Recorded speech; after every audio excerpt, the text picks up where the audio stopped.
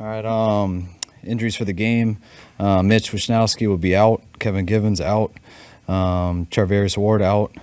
Luter is doubtful. George Kittle questionable. Bosa questionable. Trent Williams questionable. Etur questionable. John Feliciano questionable. Aaron Banks questionable. Go ahead. What's Banks? Thigh. Him and Luter last night reported some stuff, and just from practice on Thursday. Luter was pelvis. Shed a little bit more light on where Trent is. We saw him walking off the field before practice yesterday. Yeah, just has been hurting all week and thought he'd be able to go today, couldn't. Hopefully he'll be better tomorrow and good to go, but he'll have all the way up to kickoff for him. The right ankle for him? I'm not sure which ankle it is. Yeah. How's it look for Etur? Good. He'll be fine. That's just the semantics of taking him off IR, and he'll be back on our deal tomorrow by 1, and he'll be up Sunday. The fact that you're going to get an extra body to play defensive end, how much is that going to help? Oh, it helps a ton, and just we've had big expectations for Etur. Had a hell of a camp, and had that bad injury at the end of preseason. Wasn't able to heal the right way, and we feel this time off has healed it, and excited for him to get back with us. I have a scheme question for you. Does Brock Purdy have the license to hand signal route changes to receivers pre-snap? Like if he were to see man coverage with the single high safety, could he hand signal to a receiver to change his route to a stutter go or something like that? Mm-hmm. Is that a feature of it? When there are those things, we put in the play call. But yeah, we have hand signals for everything. You'll have to make roster spot for Gross Matos. Yes. Is any of these injured players potentially IR? Mitch. Yeah, well, not 100%, but we still got to discuss that, but most likely. Is his back? You want any more specifics as far as what exactly is going on with his back? No. Was it just a gradual thing that just kept getting worse, or did he really have a traumatic thing? It bothered him a ton in training camp.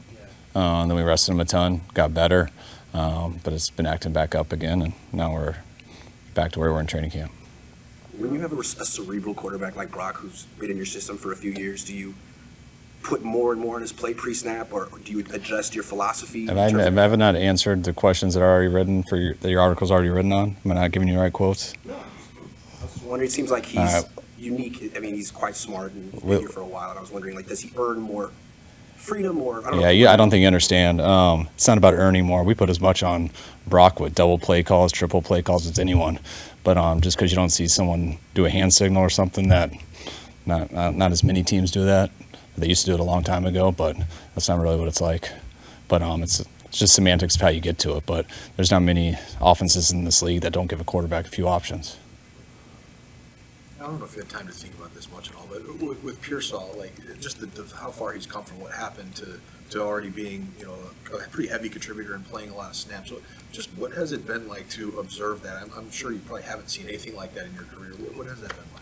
It's just been impressive. He's been impressive. I mean, since he's gone here, he had such a setback with injuries he had from OTAs to training camp, and then right when he was good, and really got his first week of practice, which was only 3 days, then he got shot, which is as crazy as anything. And then he got back. We needed him pretty fast, especially losing BA at that same time. And now, being 3 weeks into it, I feel like he's finally where he would have been if he would have been ready for week 1 if he had practiced all training camp. So he's in a real good spot, but I think he'll continue to get better. And he's been a stud. He's always the same guy. He's been through as much as anyone in the time we've known him. And he's been the same guy every day. So just really impressive person. And I think we're all seeing the impressive football player also. During that time when he was working his way back, what was he like? What that day-to-day had to change? What was just kind of his daily approach? Just always positive. He never seemed down about it, never seemed depressed about it, and had every right to. I mean, that was a pretty traumatic experience, which I'm sure he had to work through in a lot of ways on his own.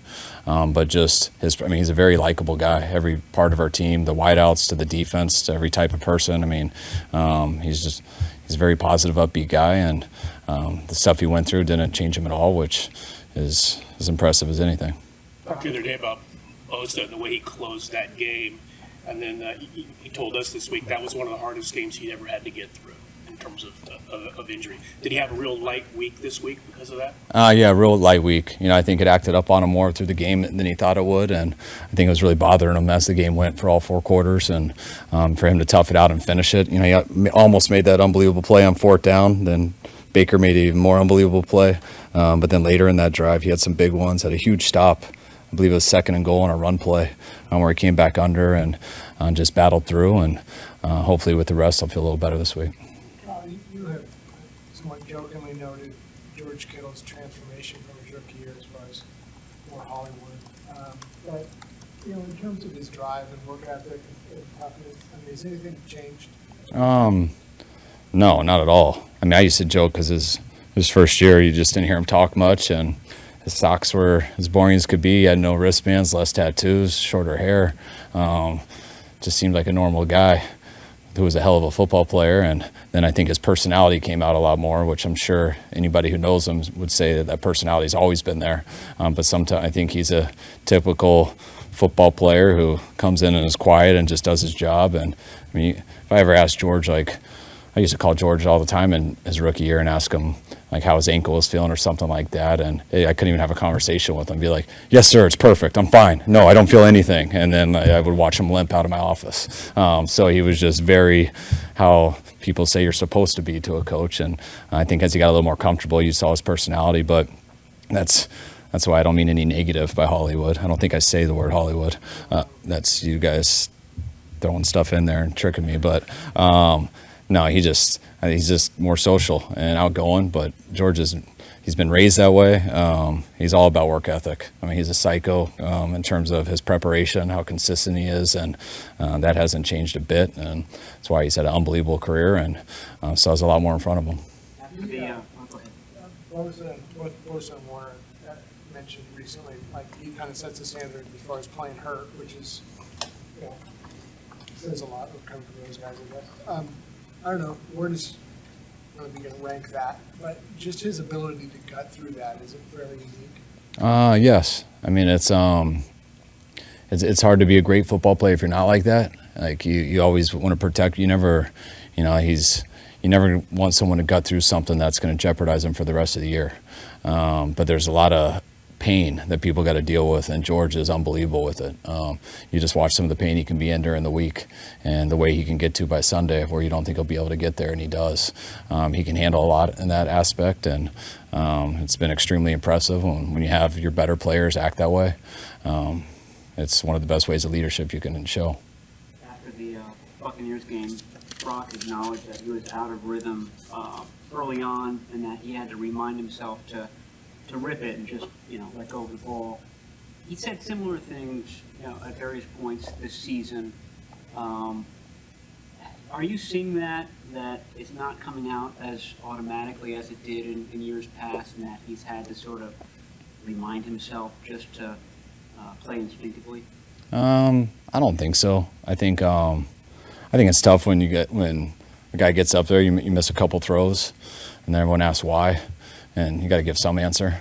I had a few bad play calls. Why? I had to get in a better rhythm, do better. I think you just say some stuff like that. But what else are you going to say? We're not always on it, and you miss a couple, and he missed a couple early. And when you miss a couple, sometimes you maybe you don't want to miss again. So you start thinking about it more, aiming a little bit more instead of just letting it rip. So I think that's a common thing that guys say, because that usually is the right answer. But I don't think it's anything. It's definitely nothing that I look into more than that. Kyle, Brock's had a lot of success against Seattle. Is there anything, when you look back on those games, that kind of stands out as why he's had that kind of success? We play him twice a year, and Brock's had a lot of success versus a lot of teams in these, 2 years.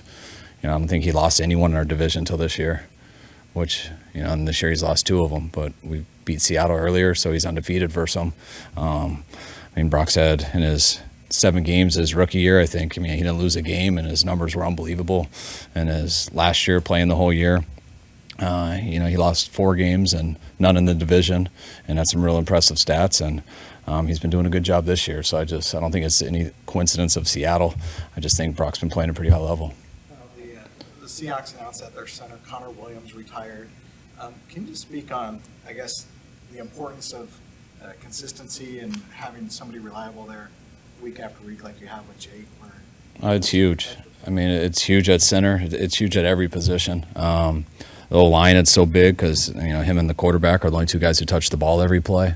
O-line out of anything, it's five guys moving together, which I always compare a little bit, more to those guys moving together to a D-line, which they do move together, but it's just slightly different.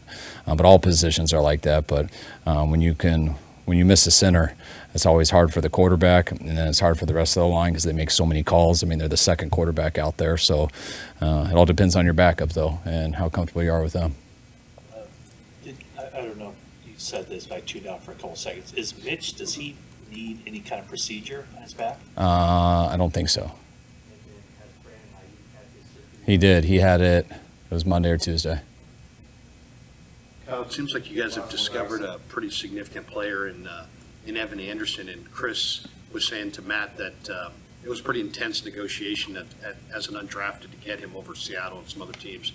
How fortunate do you feel that you landed this player, and what has he shown you so far?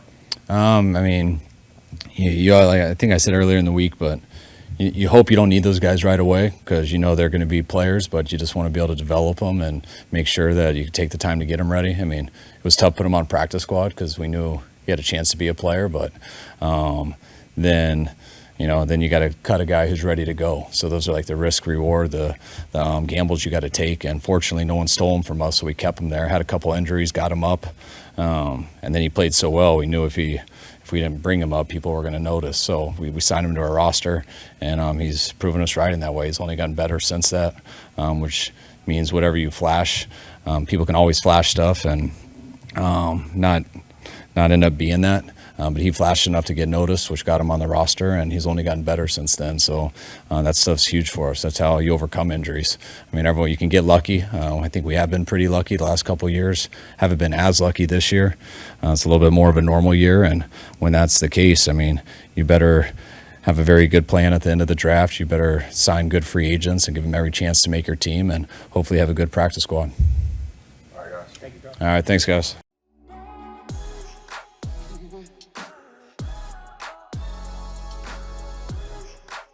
Mm-hmm.